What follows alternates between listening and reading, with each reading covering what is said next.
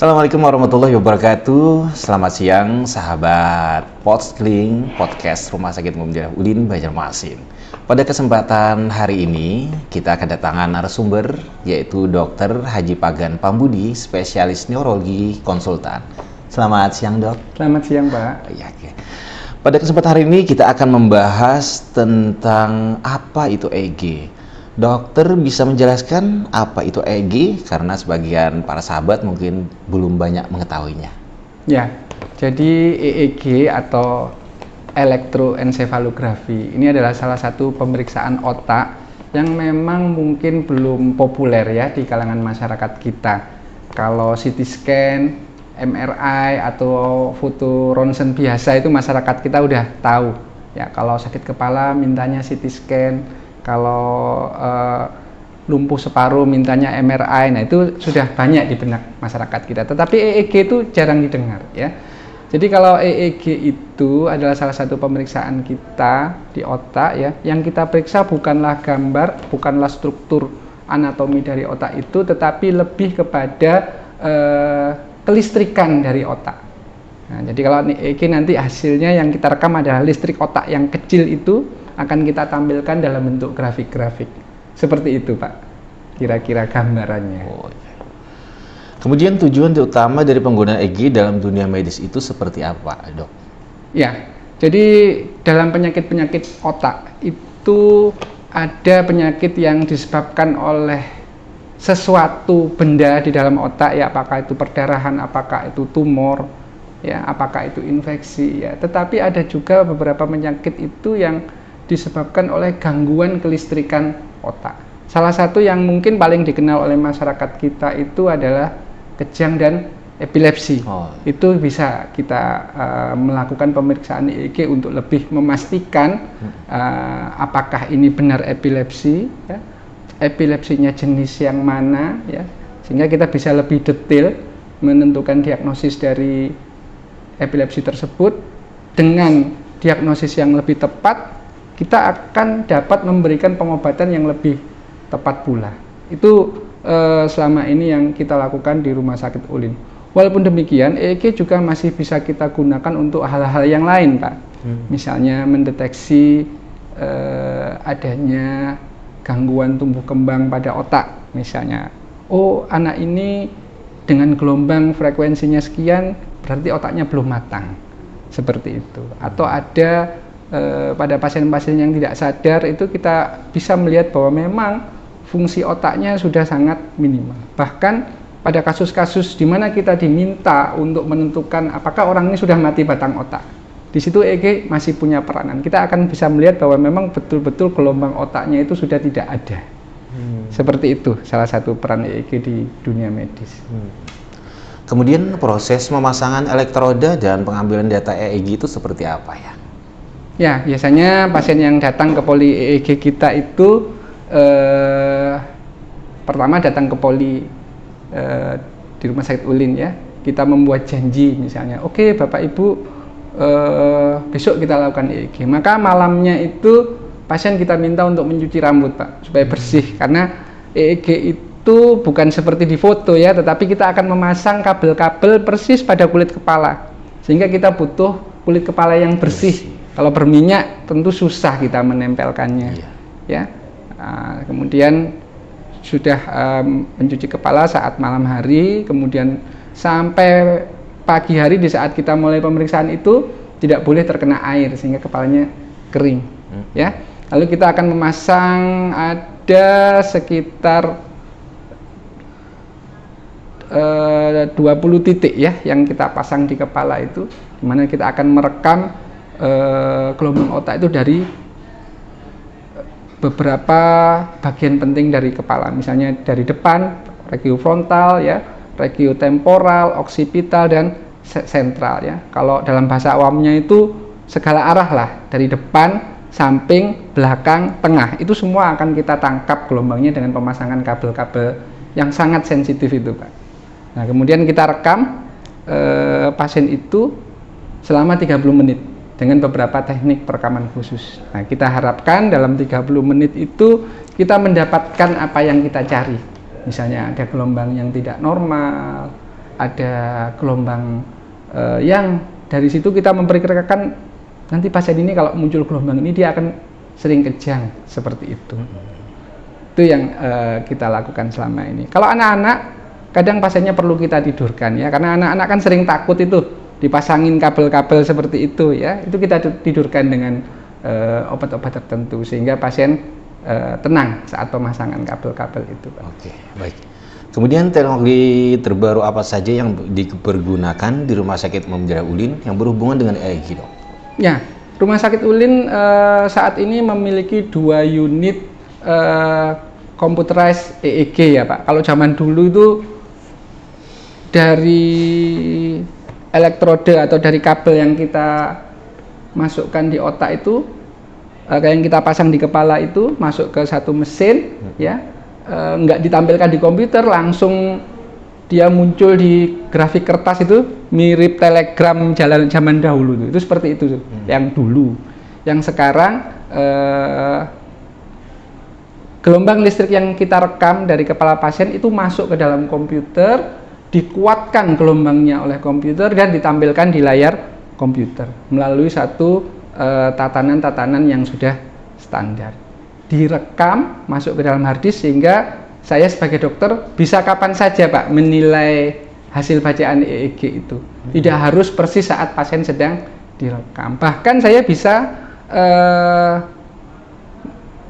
membaca hasil rekaman itu dari rumah. Ya, EEG kita memungkinkan itu. Dan di Rumah Sakit Ulin kita juga dilengkapi dengan video recording EEG. Artinya saat pasien itu kejang, kita bisa melihat apakah kejang yang terlihat di video itu sesuai dengan irama gelombang listrik otak yang terekam di komputer. Kita memiliki 2 unit yang seperti itu, ya, dan sebentar lagi akan datang 1 unit yang kita khususkan untuk melihat gelombang otak pada saat pasien itu tertidur panjang, ya, yang kita sebut dengan pemeriksaan polisomnografi. Insya Allah di akhir tahun 2024 alat ini akan datang. Amin. Kemudian menurut dokter, kualitas sinyal EEG yang ada di Rumah Sakit Ulin seperti apa, Dok? Ya, Rumah Sakit Ulin adalah salah satu rumah sakit unggulan di Kalimantan Selatan, di mana kita memiliki fasilitas yang kita sebut dengan gedung diagnostik center. Ya, gedung diagnostik center ini di awal pembangunannya itu memang sudah dirancang khusus bahwa akan menjadi pusat diagnostik unggulan, termasuk kelistrikannya sudah demikian diperhitungkan ya, Pak, sesuai dengan alat-alat canggih yang akan kita tempatkan di gedung tersebut. Ya, 2 unit alat EEG yang sudah kita miliki sekarang, 1 itu dari Jepang, 1 itu dari Amerika Serikat. Keduanya memiliki kualitas gelombang yang bagus, ya, ditambah dengan spek dari gedung kita, ya.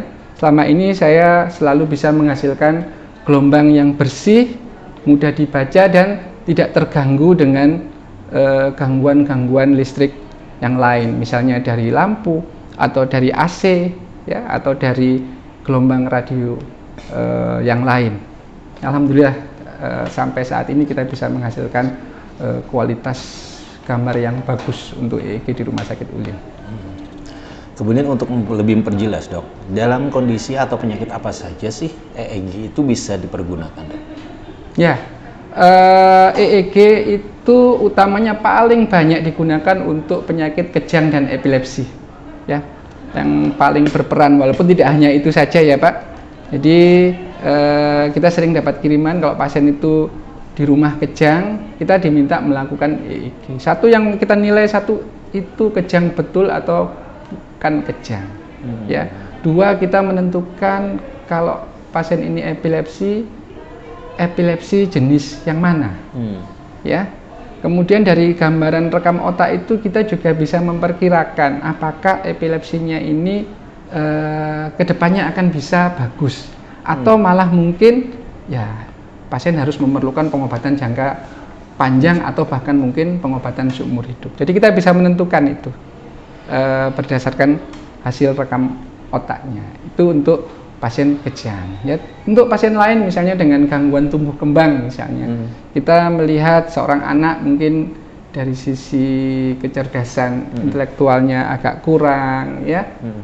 Kita bisa cek itu apakah memang gelombangnya itu memenuhi nilai-nilai standar dari apa batas-batas normal yang sudah ditetapkan secara medis, ya. Misalnya terlihat dia kurang dari itu, maka kita bisa menduga bahwa memang anak ini secara perkembangan kurang baik, perlu stimulasi lebih agar bisa mengejar ketertinggalannya dibanding anak-anak seusianya yang normal. Itu salah satu peran EEG yang sering kita gunakan, Pak. Oh gitu ya. Kemudian manfaat utama dari penggunaan EEG itu dibandingkan dengan teknik neuroimaging lainnya gimana, Dok? Ya, seperti tadi yang saya jelaskan di depan, kalau neuroimaging seperti CT scan dan MRI itu adalah melihat bentuk otak itu, ya.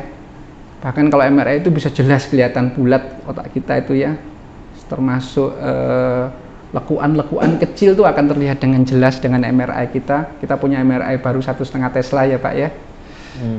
Kalau EEG itu menilai gelombang listrik otaknya, di mana gelombang listrik ini tidak bisa dinilai dengan MRI maupun dengan CT scan. Jadi kedua pemeriksaan itu saling melengkapi.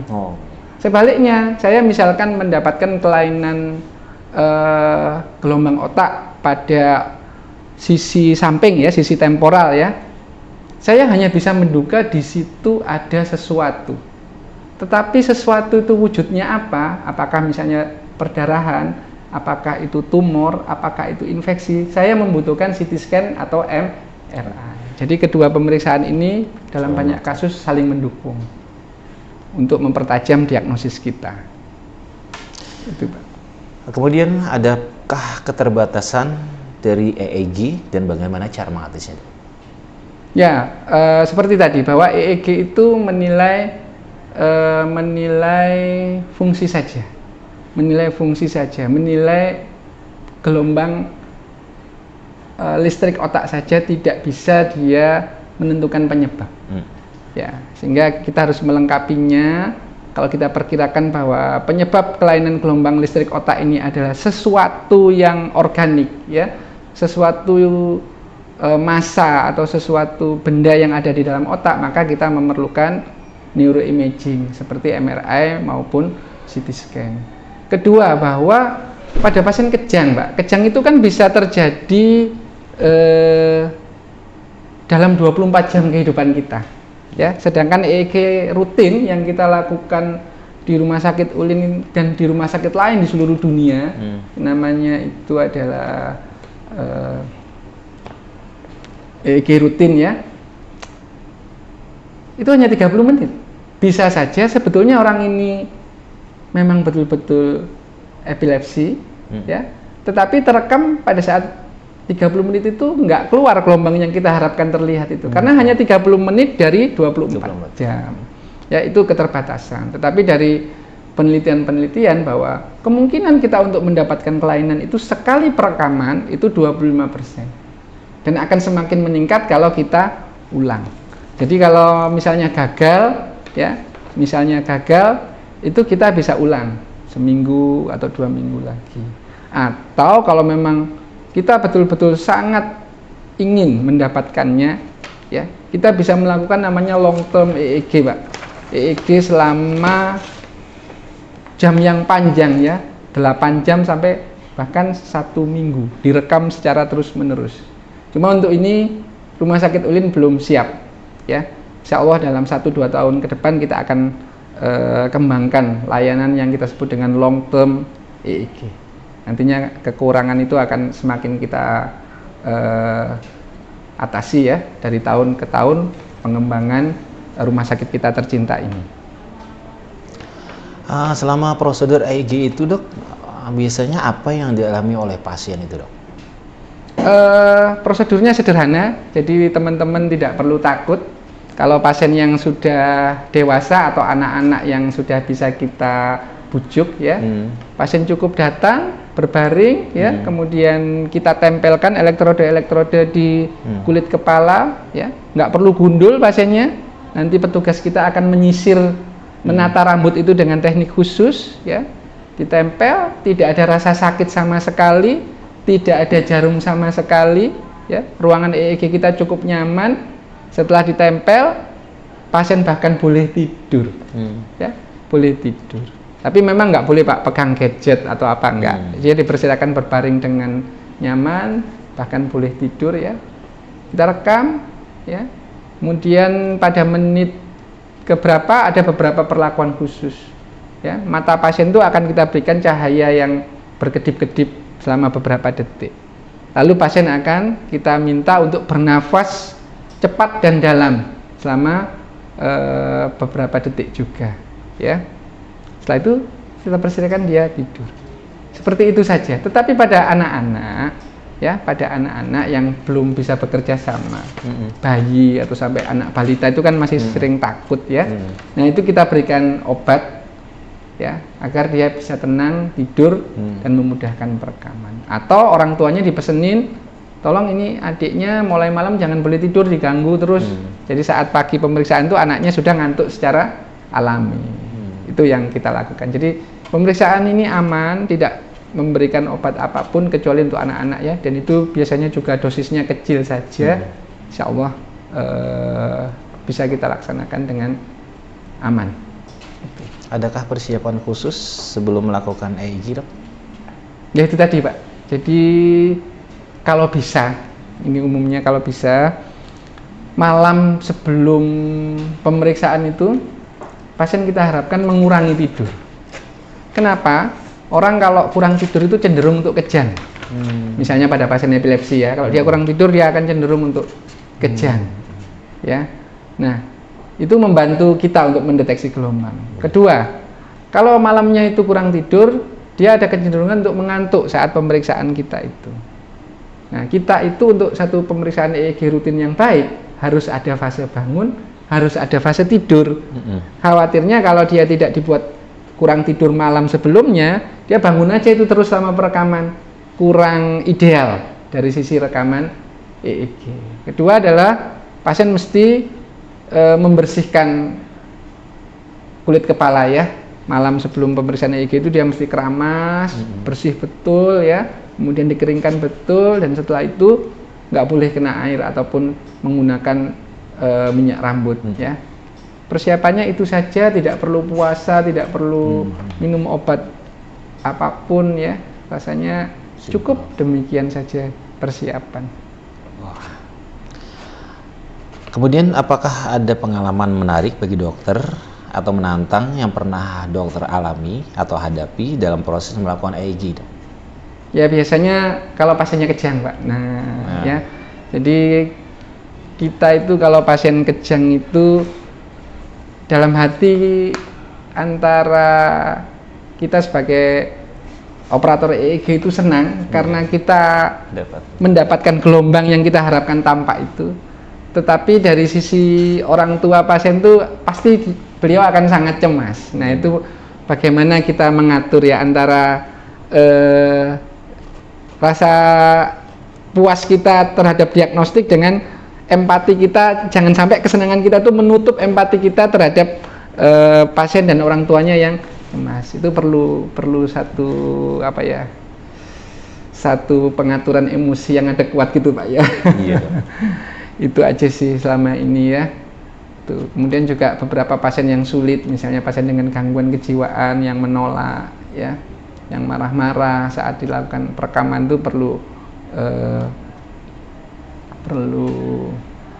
trik khusus lah untuk menangani itu. Kemudian apakah EEG ini dapat ditanggung oleh BPJS, Dok?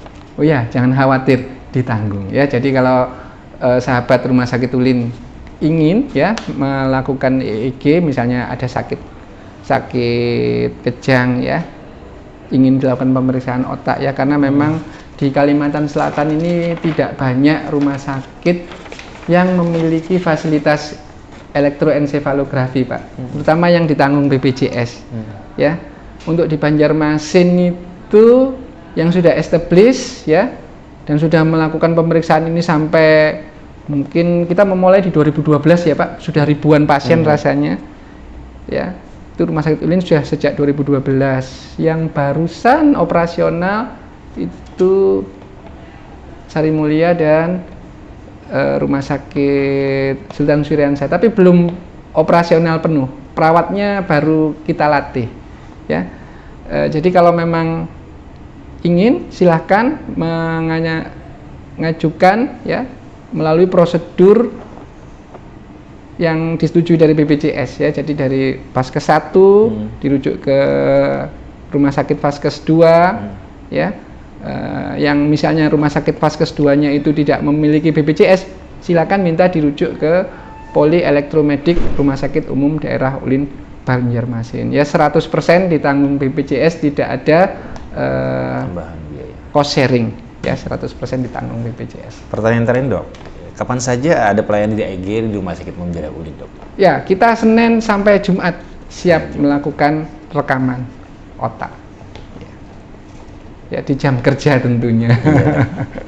Alhamdulillah ya dok, layanan EEG ditanggung oleh BPJS. Ya, alhamdulillah Pak. Karena kalau enggak lumayan mahal itu. Iya dok. Ya. Semoga layanan EEG dapat memberikan manfaat seluas-luasnya bagi masyarakat yang ada di Kalimantan Selatan untuk bisa berobat ke Rumah Sakit Umum Daerah Ulin Banjarmasin. Akhirnya saya Agus beserta narasumber saya Dr. Pagan Pambudi, spesialis saraf, mengucapkan Assalamualaikum warahmatullahi wabarakatuh, dan kita ketemu lagi di episode yang lainnya dengan narasumber dan materi yang berbeda. Jangan lupa like and subscribe channel kita.